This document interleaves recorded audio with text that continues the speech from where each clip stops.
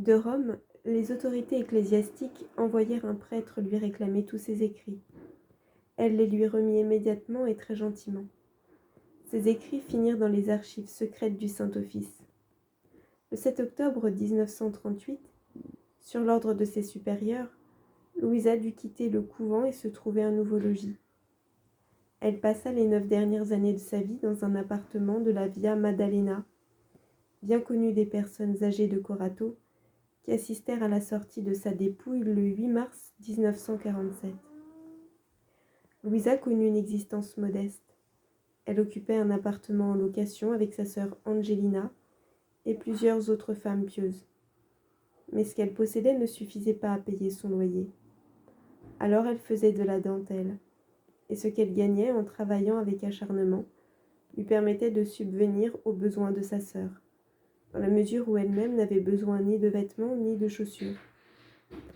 Sa nourriture se limitait à quelques grammes d'aliments que lui servait son assistante, Rosaria Bucci. Louisa ne demandait jamais rien. Elle ne désirait jamais rien. D'autant que son estomac rejetait immédiatement tout ce qu'elle mangeait. Mais son aspect n'était pas celui d'une mourante, ce qui ne veut pas dire non plus qu'elle respirait la santé. Non. Mais elle n'était jamais inerte. Ses forces s'épuisaient dans la souffrance, le travail, et pour ceux qui la connaissaient, sa vie était considérée comme un miracle permanent. Son détachement de tout ce qu'elle aurait pu gagner en dehors de son travail était admirable. Elle refusait l'argent et les offrandes que les autres voulaient lui donner. Au moment de la publication de ses ouvrages, alors que le bienheureux animal était venu un jour lui remettre l'argent relatif à ses droits d'auteur, elle répondit « Je n'y ai pas droit, car ce qui est écrit là n'est pas de moi. » Lorsqu'une âme charitable s'avisait de lui envoyer de l'argent, elle le lui renvoyait immédiatement. L'appartement de Louisa ressemblait à un monastère. Sa porte était fermée au regard des curieux. Seules quelques personnes animées de la même spiritualité et les jeunes filles, venant prendre des cours de dentelle, l'entouraient.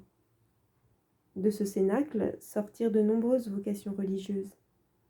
Mais cette œuvre de formation n'était pas uniquement réservée aux filles. Il y avait aussi des garçons qui entrèrent dans les ordres et furent orientés vers le sacerdoce. Sa journée commençait vers 5 heures, l'heure à laquelle arrivait le prêtre pour la bénir et célébrer la messe. Celle-ci était présidée par son confesseur ou par un de ses délégués, un privilège accordé par Léon XIII et confirmé par Saint Pie X en 1907. Après la messe, Louisa restait 2 heures en prière. Vers 8 heures, elle commençait son travail qui durait jusqu'à midi. À l'issue d'un repas frugal, elle se retirait dans sa chambre pour se recueillir. Dans l'après-midi, au bout de quelques heures de travail, elle récitait son chapelet. Le soir, vers 20 heures, Louisa prenait son journal et se mettait à écrire jusqu'à minuit.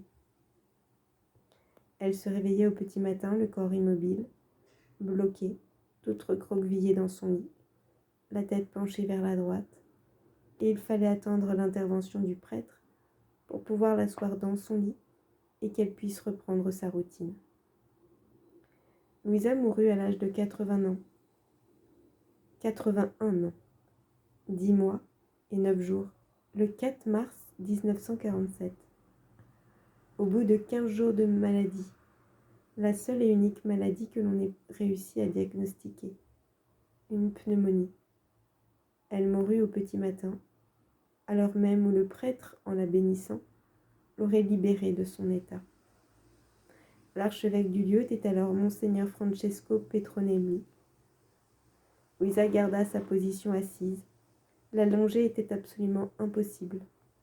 Et, phénomène extraordinaire, son corps ne souffrait plus de rigidité. À l'annonce de sa mort, toute la population, tel un torrent en pleine crue, se déversa chez elle, et il fallut faire appel aux forces de l'ordre pour contenir la foule qui, jour et nuit, venait la voir. Louisa était chère à leur cœur. « Louisa, la sainte, est morte !» s'écriait-on, et tout le monde se précipitait. Ainsi, les autorités publiques et sanitaires acceptèrent d'exposer sa dépouille pendant 4 jours de suite, sans qu'il n'y ait aucun signe de corruption du corps. Louisa n'avait pas l'air d'être morte. Elle était assise dans son lit, vêtue de blanc. On aurait dit qu'elle dormait, car, comme nous le disions, son corps avait perdu toute rigidité. En effet, bouger sa tête, lever ses bras, plier ses mains et tous ses doigts ne demandaient aucun effort. On pouvait même soulever ses paupières et observer ses yeux, des yeux tout à fait brillants, absolument pas voilés. Pour tout le monde, Louisa était encore vivante, allongée dans un sommeil profond. Un conseil de médecins convoqué pour la circonstance prit le temps de bien examiner sa dépouille avant d'en conclure que Louisa était vraiment morte et qu'il ne s'agissait pas d'une mort apparente, comme tout le monde croyait. Louisa disait toujours qu'elle était née à l'envers. Il était donc juste que sa mort fût à l'envers par rapport aux autres. Elle restera donc assise, sa position habituelle, position qu'elle gardera jusqu'au cimetière. Installée dans un cercueil aux parois de verre construit spécialement pour elle, tout le monde pouvait la voir, telle une reine, assise sur son trône, toute de blanc vêtue, le fiat posé sur sa poitrine. Plus de 40 prêtres, le chapitre et le clergé local participèrent au cortège funèbre. Les sœurs, à tour de rôle, la portaient sur leurs épaules, se créant un passage dans la foule immense. Les rues étaient bondées. C'était incroyable. Il y avait des gens partout, sur les toits, au balcon, et le cortège avait du mal à passer. Les obsèques de la petite fille de la divine volonté furent célébrées par le chapitre au grand complet, en l'église mère. Toute la population de Corato accompagna le corps jusqu'au cimetière. Tous voulaient ramener chez eux un petit souvenir, des fleurs. Au bout de quelques années, sa dépouille fut transférée en l'église Sainte-Marie-la-Grecque. En 1994, jour de la fête du Christ-Roi, son Excellence Monseigneur Carmelo Cassati, en présence d'une foule nombreuse de fidèles et de personnalités étrangères réunies en l'église mère, ouvrit officiellement le procès de béatification de la servante de Dieu, Louisa Picaretta.